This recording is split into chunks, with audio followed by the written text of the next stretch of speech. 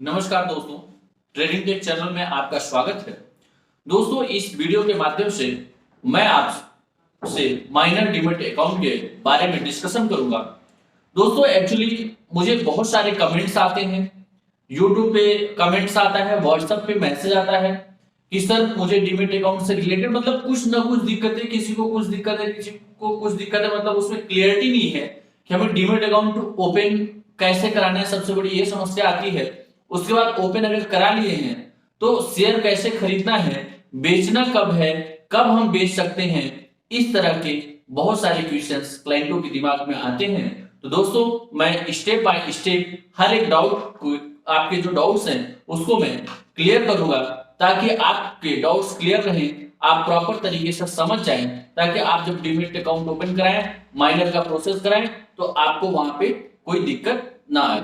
तो दोस्तों, आप इस वीडियो को अंत तक देखिएगा ताकि आप इसके फीचर समझ पाए, कब आप सेल कर पाएंगे, ये सारी चीजें आप, ताकि क्लियरिटी हो जाए, आप समझ पाए। नहीं तो अगर आप बीच में स्किप कर देंगे तो आपको वो समझ में नहीं आएगा। दोस्तों देखिए, पहली बात मैं आपको बताता हूँ, इसमें जो डॉक्यूमेंट्स रिक्वायर्ड होते हैं, अगर आप माइनर डीमैट अकाउंट ओपन करा रहे हैं तो माइनर डीमैट अकाउंट ओपन कराने के लिए पहला तो जो फर्स्ट होल्डर्स होता है उसके डॉक्यूमेंट्स लगते हैं। फर्स्ट होल्डर्स में कौन आएगा? माइनर आएगा।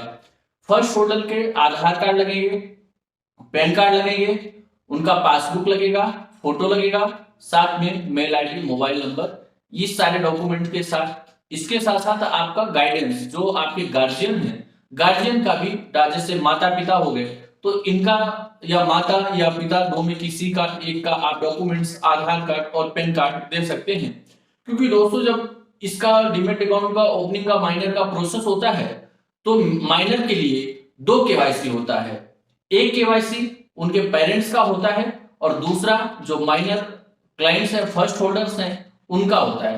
तो दोस्तों, इसका आपको ध्यान रखना है कि विदाउट पेरेंट्स, या आपके जैसे अगर पेरेंट्स नहीं है तो जो आपके गाइडेंस यानी अथराइज जो हैं, जो आपको सरकार के द्वारा अथराइज हो, या कि जो आपके पेरेंट्स गार्जियंस अथराइज हो, तो उनको भी आप अपने गार्जियन के रूप में रख सकते हैं। उनका सर्टिफिकेट वहां पे आपको लगाना पड़ेगा। दोस्तों, इस तरह से आपको माइनर और मेजर, ये आपको माइनर का और जो आपके गाइडेंस है उनका डॉक्यूमेंट्स आपको रेडी करना है। दोस्तों, उसके बाद आपको क्या करना है? आपको अपने ब्रोकर से कांटेक्ट बनाना है, यानी जिस ब्रोकर के पास आप डीमैट अकाउंट माइनर का ओपन कराना चाहते हैं उससे आप संपर्क बनाइए। आप उससे संपर्क बनाएंगे, वह आपको डॉक्यूमेंट्स आप उससे बोलेंगे। क्योंकि जो दोस्तों, एक चीज मैं क्लियर करना चाहूंगा कि इस डीमैट अकाउंट का ओपनिंग जो प्रोसेस है, अभी तक ऑनलाइन प्रोसेस अवेलेबल नहीं है। यानी आप अगर चाहें कि मैं अपने आप मोबाइल पे इसका प्रोसेस कर लूं, तो दोस्तों ऑनलाइन इसका अकाउंट ओपनिंग का प्रोसेस नहीं है। आपको माइनर का अकाउंट ओपन अगर करना है तो आपको ऑफलाइन प्रोसेस करना पड़ेगा। तो दोस्तों, आप जिस ब्रोकर से भी आप डीमैट अकाउंट माइनर का ओपन कराना चाहते हैं, उस ब्रोकर को आप कॉल करेंगे और उसको बोलेंगे कि आप माइनर डीमैट अकाउंट ओपन का हमें आप फॉर्म भेज दीजिए। तो दोस्तों, वो आपको माइनर डीमैट अकाउंट ओपन करने का फॉर्म व्हाट्सएप या मेल के माध्यम से, जैसा कि आपका कांटेक्ट हो, उसके माध्यम से आप उनसे ये डॉक्यूमेंट्स, उसके फॉर्म मंगा लीजिए। उसके बाद आप उसका प्रिंट आउट निकालिए। प्रिंट आउट निकालने के बाद आप उस फॉर्म को फिल करिए, उससे फोटो वगैरह जो भी, जहां जिस डॉक्यूमेंट्स का जिस चीज की जरूरत है उसको आप प्रॉपर फिल करिए। अगर आपको फिल करते समय कहीं भी दिक्कत आती है तो दोस्तों, अगर आप हमारे साथ जुड़ के ओपन कर रहे हैं तो आप हमें भी कॉल कर सकते हैं। हम आपको उसके लिए गाइड कर देंगे कि कैसे आपको फॉर्म को फिल करना है। उसके लिए हम आपको एक फॉर्मेट भी दे देंगे कि इस तरह से आपको फॉर्म को फिल करना है। वो फॉर्मेट आप देख के भी अपने फॉर्म को फिल कर सकते हैं।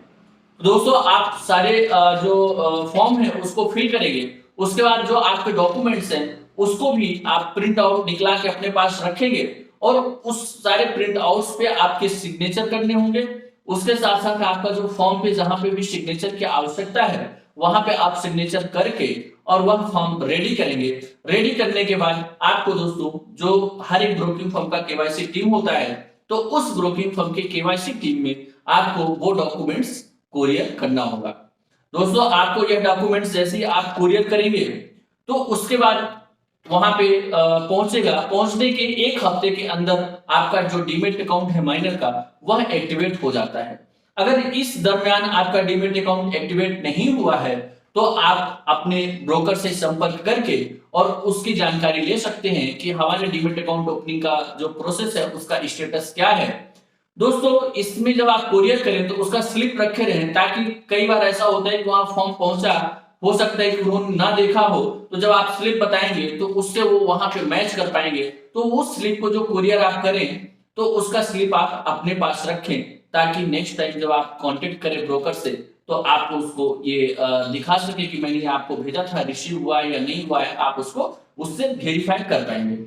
दोस्तों आप सपोज दैट आपका जो माइनर का डीमेट अकाउंट है वह ओपन हो गया।